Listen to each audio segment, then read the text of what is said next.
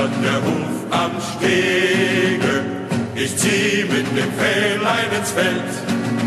Blutger Kampf aller Wege, dazu sind wir bestellt. Wir reiten und singen, im Herzen die bitterste Not.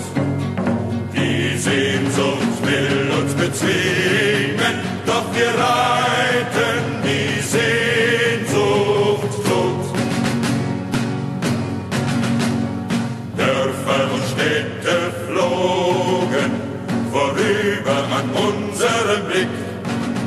Wir sind immer weiter gezogen, für uns gibt es kein Zurück.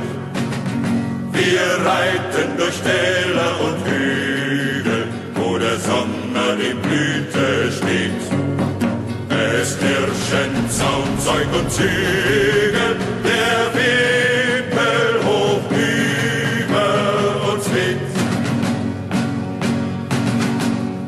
Leis singt der Abend nieder, uns wird das Herz so schwer.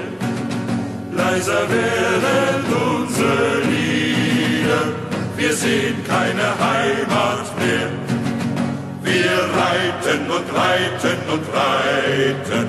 und hören von fern schon die Schlacht.